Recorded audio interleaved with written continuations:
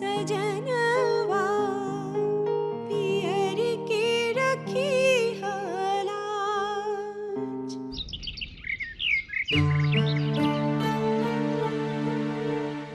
ये लो पानी पियो। नहीं, आज हमारा निर्जला व्रत है। हम कुछ खाएंगे नहीं और कुछ पिएंगे नहीं। ये क्या तमाशा मंजू? जब मैंने तुम्हें फोन पे मना कर दिया था, उसके बाद ये उपवास करने का क्या मतलब? हम जो भी कर रहे हैं अपने इस होने वाले बच्चे के लिए कर रहे हैं। आप हमें रोकिए मत। मंजू, तुम्हें अंदाजा है कि तुम इस हालत में जो कुछ भी कर रही हो कितना जानलेवा हो सकता है? और तुमने तो मुझे फोन पे कह दिया था कि मैं कोई उपवास नहीं करूंगी। उसके बाद ये सब? हाँ, लेकिन वो तो सही वक्त पर सरोजा ने माता को भेज दिया, वरना मेरे यहाँ आते आते न जाने क्या क्या हो जाता। ओह, तो सरोजा ने आपको बुलवाया। हम सब जानते कि वो ऐसा क्यों कर रही है।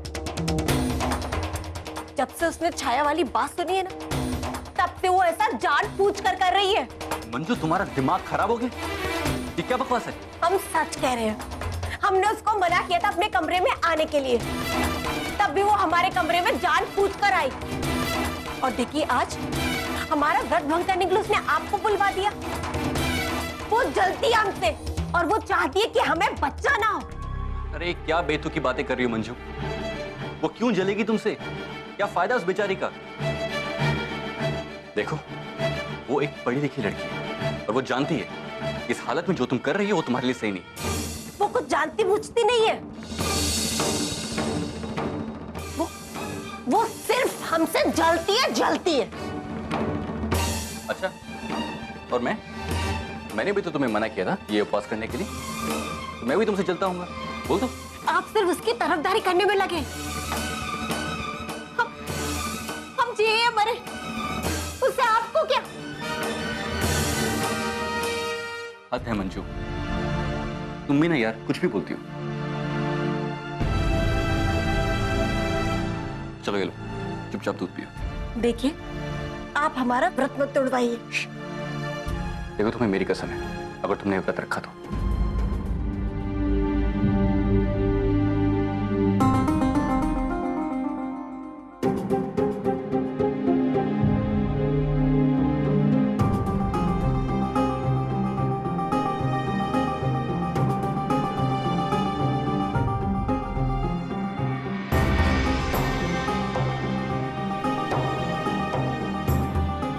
देखिए, हमने अपना व्रत तो तोड़ दिया, लेकिन एक बात अच्छे से याद रखिएगा, अगर हमारे इस बच्चे को कुछ भी हुआ ना, तो हम किसी को नहीं छोड़ेंगे, किसी को भी नहीं छोड़ेंगे।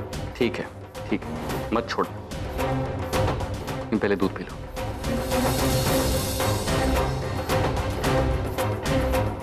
बेचारी सरोजा छाया वाली बात अगर सुनेगी तो उसके दिल पर न जाने क्या बीतेगी।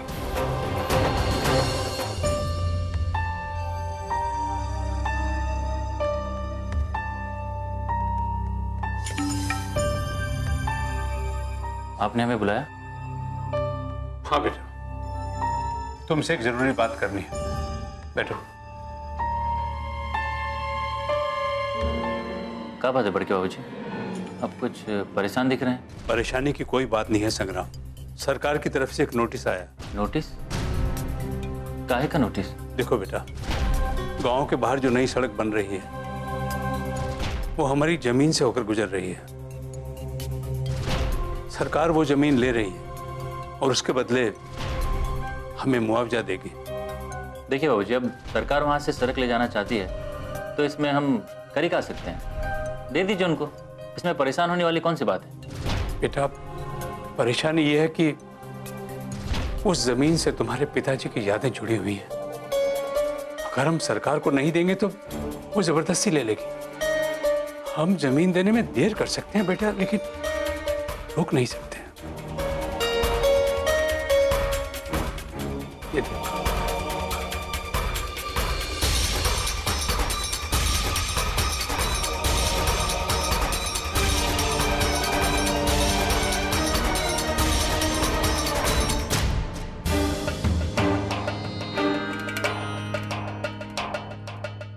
बड़के बाबूजी, जब वो है ही नहीं तो इस कागज का मोल दे दीजिए उनको जमीन। लेकिन बेटा, इसके लिए इन कागजों पर तुम्हारी माँ के हस्ताक्षर चाहिए। हम सोच रहे हैं बेटा कि इस मुआवजे की जो भी रकम आएगी वो कलावती के नाम से बैंक में फिक्स्ड डिपॉजिट कर देंगे। कम से कम मन से एक बोझ तो उतरेगा। अब ठीक कह रहे हैं बाबूजी। अब जब पिताजी हैं ही नहीं तो उनके नाम का इस खेत का क्या मोल। हम माई से साइन करवा लेंगे, आप परेशान मत होइए।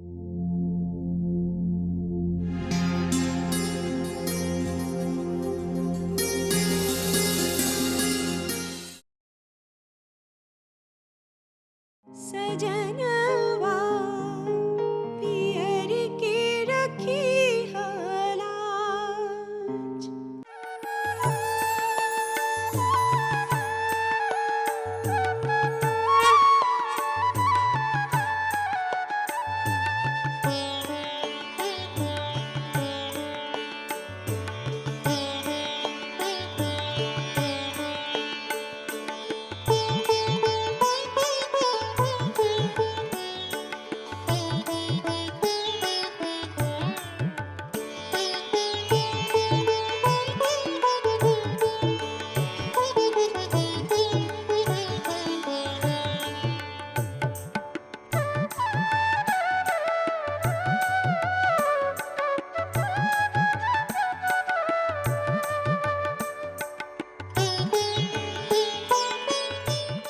तारा बहू, ये आरती लो और घर के सभी कमरों में दिखा दो।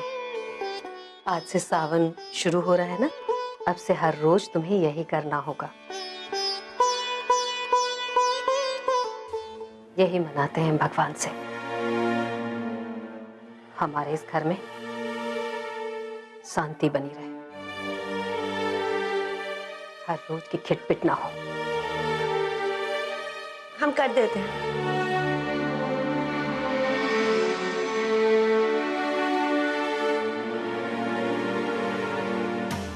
सरोजा बहू, तारा बहू जब तक कमरे में दिया दिखा रही है तब तक तुम ये धूप लेकर जाओ रसोई में और आंगन में दिखा कर आओ।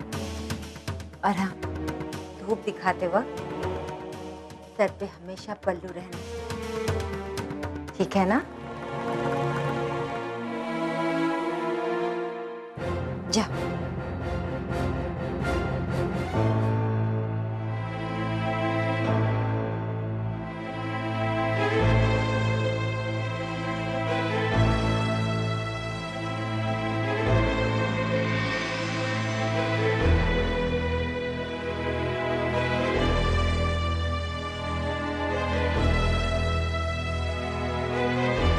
माई, हमको आपसे कुछ जरूरी बात करना है। हाँ बोलो। माई, यहाँ नहीं, कमरे में चलिए।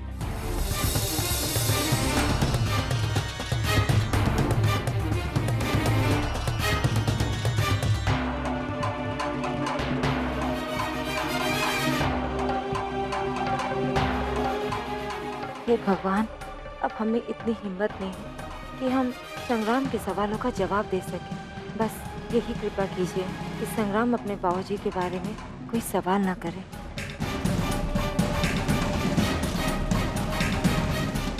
चलो।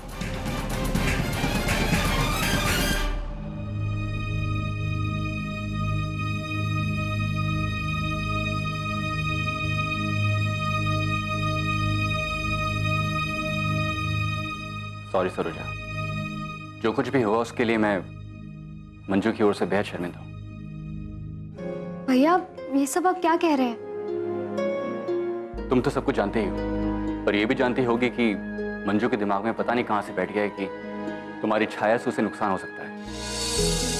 और इतना सब कुछ जानते हुए भी तुम उसके लिए इतना कुछ कर रही हो। भैया, हम जानते हैं कि मंजू दीदी दिल की बहुत साफ है, बहुत अच्छी हैं। और ये सब जो उनके मन में चल रहा है ना, ये सब सिर्फ एक अंधविश्वास है। और हमें भरोसा है कि एक दिन हम ये सब भ्रम निकाल के ही रहेंगे। सरोजा, सच कहूं तो आज तुमने मेरे मन का बोझ हल्का कर दिया। दरअसल भैया, हमने दीदी को ना मिट्टी खाते हुए देखा था, तो हमने कंचन को तुरंत डॉक्टर के पास भेजा।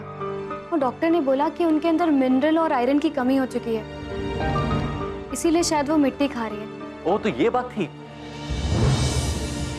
मुझे तो पता ही नहीं था कि उसके साथ क्या हो रहा है। कि डॉक्टर ने उसको कोई दवाई भी दी है? भैया उनके मन में इतना डर बैठ गया है कि वो कोई दवा लेने के लिए तैयार नहीं है। भगवान, क्या करूं उसका? आप परेशान मत होइए, डॉक्टर ने एक पाउडर दिया है और उससे दूध में मिला करके उन्हें देना है। बस किसी तरीके से वो आप उन्हें दे दीजिए। इतना सब कुछ होने के बाद भी तुम उसके लिए कितना कुछ कर रही हो, मुझे समझ में नहीं आ रहा कि मैं तुम्हें थैंक्स कैसे कहूँ। भैया इसमें थैंक्स कहने की क्या बात, वो हमारी अपनी है और हमसे जो बन पड़ेगा हम उनके लिए करेंगे। बस आप किसी तरीके से उनको ये पाउडर दे दीजिए। हाँ जरूर।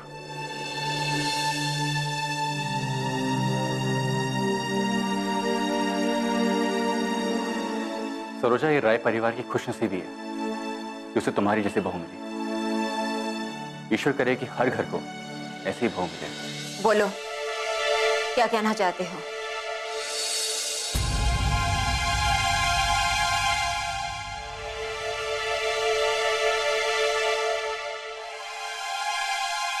क्या है ये? बाबूजी ने जो जमीन खरीदा था उसके कागजात हैं।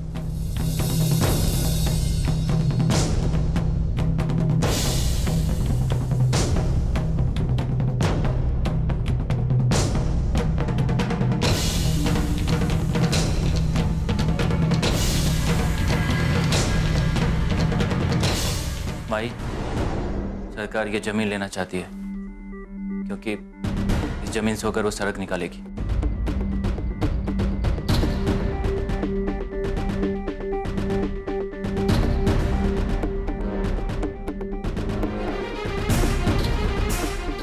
तो हम क्या करें? ले जाने दो सरकार को।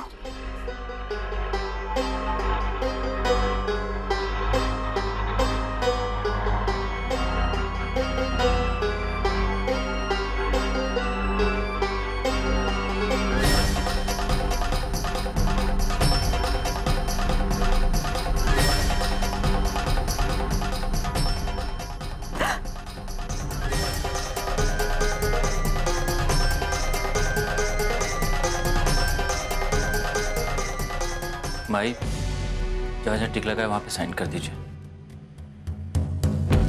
अगर बाबूजी गायब हुए हैं तो पुलिस के पास कोई ना कोई रिकॉर्ड तो जरूर होगा। कहीं ना कहीं से तो पता चलेगा उनके गायब होने का राज। माई, ये कागज हम यहीं छोड़े जा रहे हैं, आप साइन कर दीजिएगा।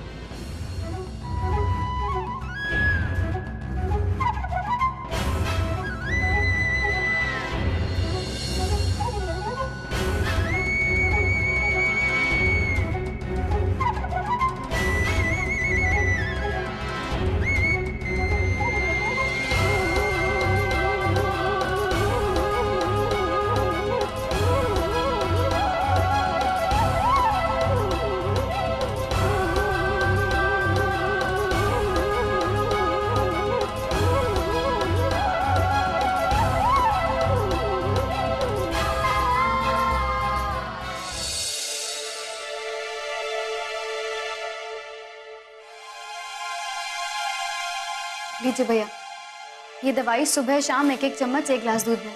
पर एक बात का ध्यान रखिएगा आप। अच्छा, किस बात का? भैया दीदी को ये बिल्कुल पता नहीं चलना चाहिए कि ये दवाई हमने दी है, वरना बुरी छाया के डर से वो बिल्कुल नहीं लेंगी ये दवाई। ओह, अच्छा। तुम चिंता मत करो, मैं जानता हूँ ये जो कुछ भी वो कर रही है ना, बहुत गलत कर रही है। और तुम देखना, इसके लिए मैं उसको बहुत डांटने वाला हूँ। नहीं भैया, डांटिएगा नहीं, ये समय उनको खुश रखने का है। और ये सब तो बहुत छोटी मोटी बातें हैं ना, आती जाती रहेंगी।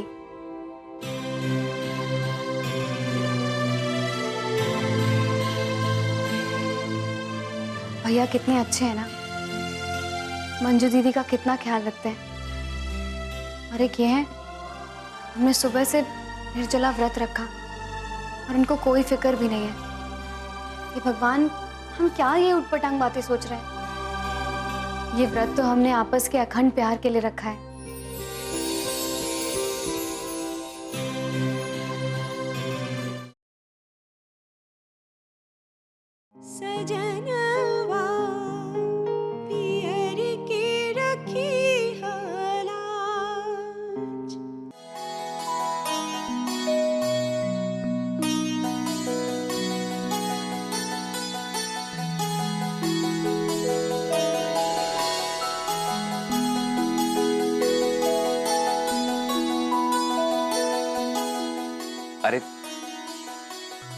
आ गई आप?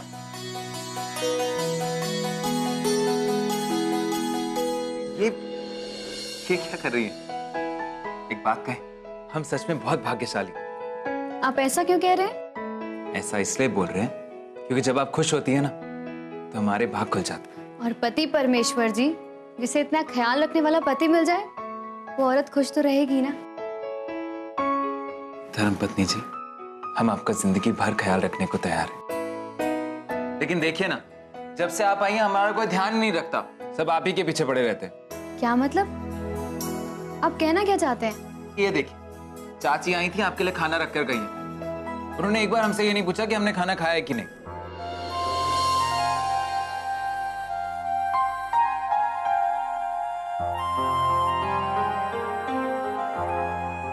अच्छा, ये खाना चाची जी रख के गई हैं। हमें लगा था कि अरे हाँ हाँ, चाची रख के गई हैं और कह के गई हैं कि आज का उपवास अब यही खा के तोड़ेंगी।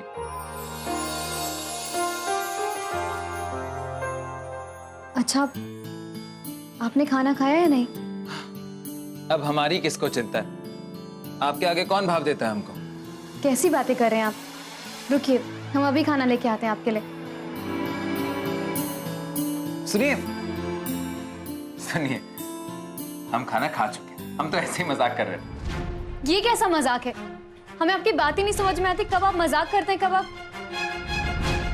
एक बात कहीं सरोजा जी, आप हमें अनपढ़ समझती, गंवार समझती, जाहिल समझती। अगर ऐसी बात है तो आपने हमसे शादी क्यों की?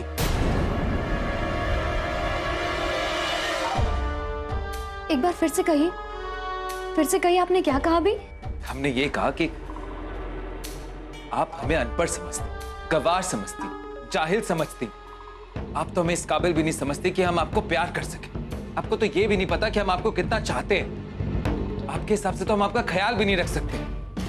हमें कुछ समझ में नहीं आ रहा, आप ये क्या बोले जा रहे हैं? हम समझाते हैं। ये आप जो खाना देख रही हैं ना, ये खाना हम लेकर आए थे, वो भी आपके लिए। बस एक बार हमने कह दिया कि बस एक बार ये खाना चाची लेकर आई थी और आपने विश्वास कर लिया। आपको पता है, अगर आप आज सुबह से निर्जला व्रत पे है ना, तो हमने भी कुछ नहीं खाया। आप बहुत अच्छी बहू हैं सरोजा जी, सबका बहुत ख्याल रखती हैं, सब आपकी तारीफ करते हैं। बस काश कोई हमें भी अच्छा मानता, कोई हमें भी अच्छा समझता।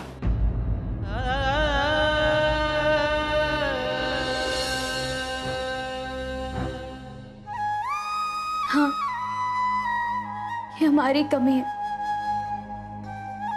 हम हमेशा आपको ही गलत समझते हैं।